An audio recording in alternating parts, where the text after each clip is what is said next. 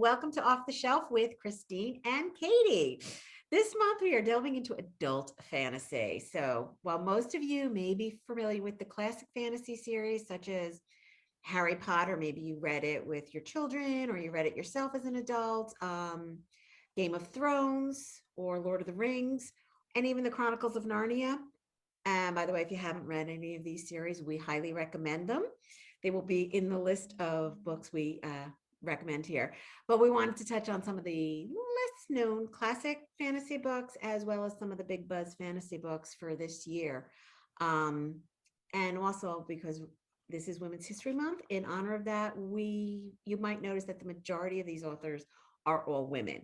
Up until recently, women fantasy authors did not get as much recognition as same as male authors. And actually, in a lot of cases, the publishing world said if you were a woman and you were writing a fantasy book, they tended to put your books into the YA, young adult category, as opposed to the adult category, which may have been the intended audience. So we just wanted to kind of spotlight some of those things that are happening. So let's begin. Katie, what are the first ones we got here? All righty. So the first one we have is A Discovery of Witches by Deborah Harkness. And it is also an AMC series currently, I believe. Yes, I haven't watched it yet, but I want to. First season's available to on demand, and the second season, I believe, is going to be coming out in the summer. Oh, nice. Yeah. So that is about a witch and Yale historian, Diana Bishop, discovers an enchanted manuscript, attracting the attention of a 1,500-year-old vampire, Matthew Claremont. The orphan daughter of two powerful witches, Bishop prefers intellect, but relies on magic when her discovery of a paleontologist documenting the origin of supernatural species releases an assortment of undead who threaten, stalk, and harass her.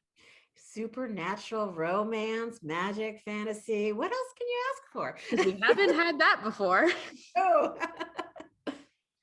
And the next one we have recommended is The Mist of Avalon by Marion Zimmer Bradley, and this is the first in her series. Mm-hmm. So The Mist of Avalon takes one of the most well-known and classic medieval legends of King Arthur and retells it through the eyes of a woman, Morgane. Morgane, a sorcerer/priestess, is present in the typical legends, is often cast as evil, and a one-dimensional character, set on foiling Arthur's best-laid plans. In Bradley's version, Morgane takes center stage as a powerful yet misguided woman struggling in a man's world.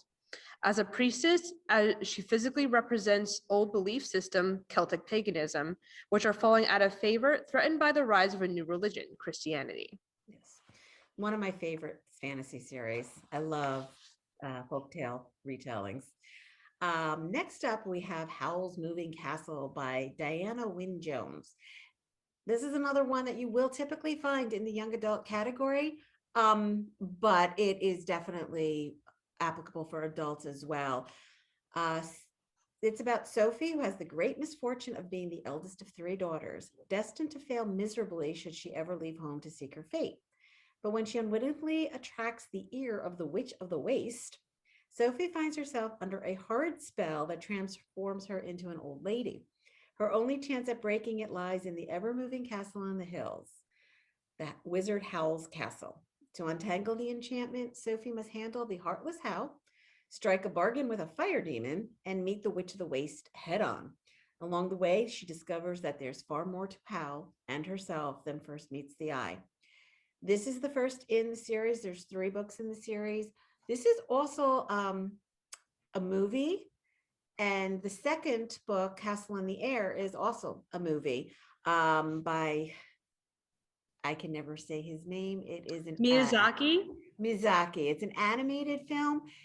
The films themselves are wonderful. The book has so much more that just was impossible to cover in any film. So I mean there's more in books than there are in movies? Yes, there is a lot more. So if you were like, a little uncertain about some of the details in the movie, the books, go to them. All right, the next one we have is A Wizard of Earthsea by Ursula K. Le Guin. Excuse me. A boy grows to manhood while attempting to subdue the evil he unleashed on the world as an apprentice to the mastered to the Master Wizard. First book is about a male character, but the story is such that it will appeal to women too. And the author is female. In the later sequels, there are some very strong female protagonists as well. She's a fantastic author, and she's written some very strong books in the past, many of them with decidedly female bent. Earthsea is a classic coming-of-age tale, but it's so well done and so beautifully told. Highly recommend this book as a must-read. I've heard a lot of her books are really good. Yes. She did Wrinkle in Time as well, which is actually a juvenile book. I believe The Wizard of Earthsea you're mostly going to find in young adult, but again, that's because that's where they put things when they were published then. She does wonderful, wonderful books. Mm-hmm. And I just want to note we are reading from reviews, so we'll note those sources as well in the description. All right, so the next one that we have is A Shadow and Bone by Leigh Bardugo, which is also a Netflix series that will be coming out in on April 23rd. Can't wait. And it's the first in the, I'm hopefully not butchering this, Grishaverse series. Yes. The description is orphaned by the border wars.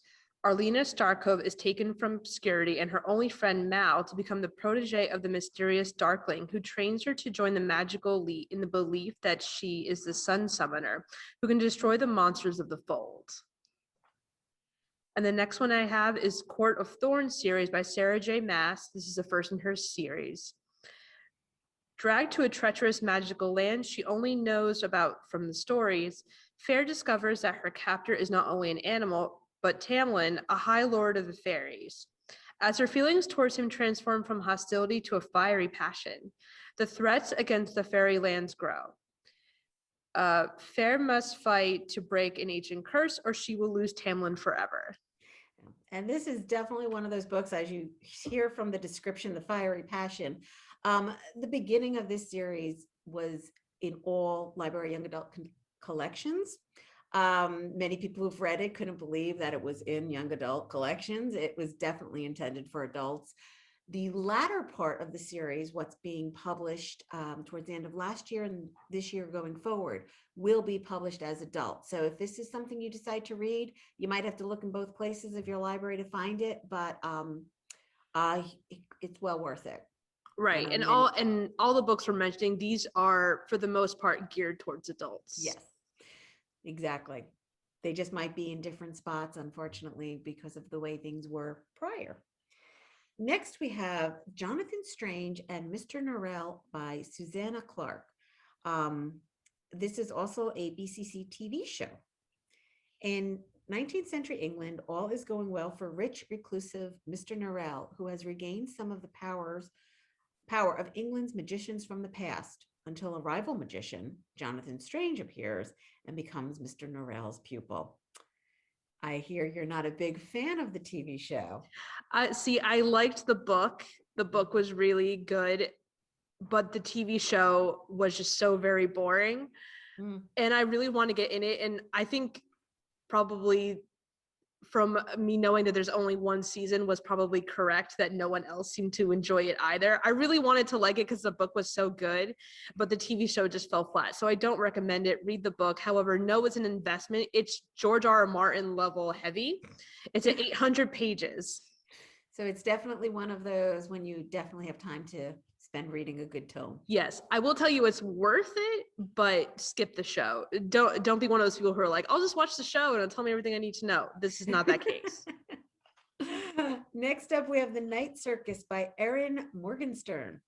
Waging a fierce competition for which they have trained since childhood, circus magicians Celia and Marco unexpectedly fall in love with each other and share a fantastical romance that manifests in fateful ways. This book's been around for quite a bit. Sequel to it, The Starless Sea, just came out last year. I myself have not read it. Everyone I know who's read it loves it. They highly recommend it. So I've heard nothing. Made our top list. I've heard nothing but good things either. Yeah. And the next one we have is one of my favorites. So this is The Invisible Life of Addie LaRue by V.E. Schwab. France, 1714. In a moment of desperation, a young woman makes a Faustian bargain to live forever and cursed to be forgotten by everyone she meets. Addie LaRue's life plays out across centuries and continents, across history and art. After nearly 300 years, Addie stumbles upon a young man in a hidden bookstore. He remembers her name and everything changes. How far will she go to leave her mark on the world? Now, if you've never recommended fantasy or like ever read anything fantasy, I would give you this one to start out with. It is so good and the story is so well done. And I myself am reading it based on Katie's recommendation, and I am loving it. When I'm reading it, I can't put it down. I hate when I have something else come up that I have to take care of and I have to put the story aside.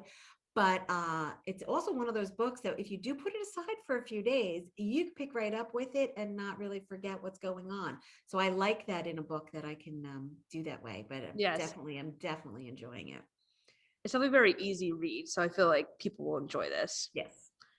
And the next book that we're going to recommend that we've both read is called The Loss Apothecary by Sarah Prenner.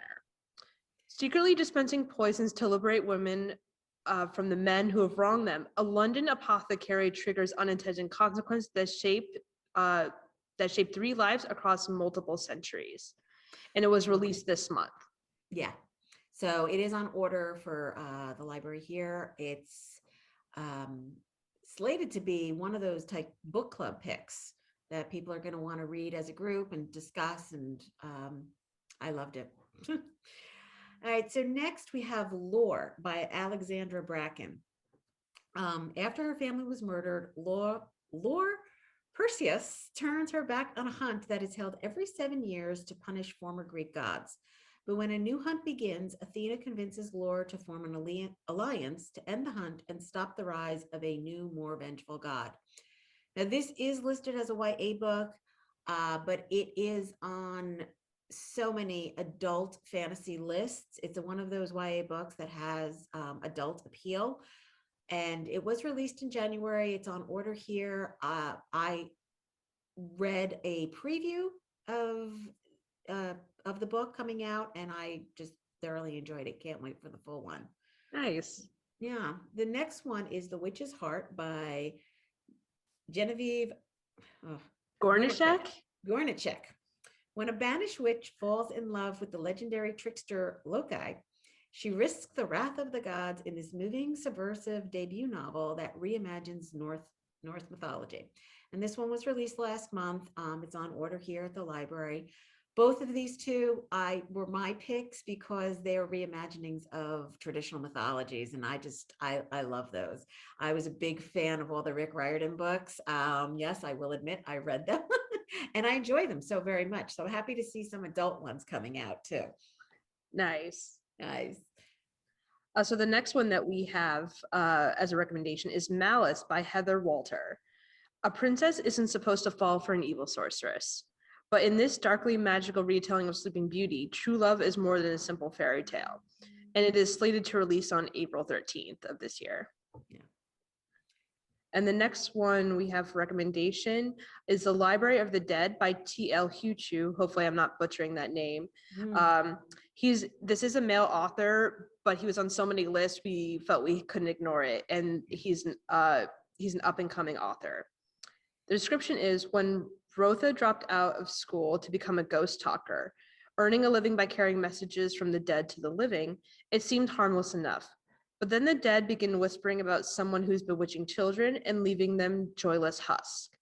When Rotha starts investigating, she needs to draw on Zimbabwean magic and Scottish pragmatism to hunt down clues. And what she finds will change her world forever. And that's slated to release in June of this year. Mm-hmm. And last on the list we have is The Golem and the Genie by Helen Recker. Okay, so Shava, a golem brought to life by a disgraced rabbi, and Ahmad, a genie made of fire, form an unlikely friendship on the streets of New York until a fateful choice changes everything. This was Recker's debut novel. This book was published originally in 2013. Nothing but good things about it. Some people to this day still list it as their favorite fantasy book of all times. best thing was that this was originally published as a standalone novel. And this June, we're getting treated to a sequel, which is called The Hidden Palace, and it's coming out in June of this year.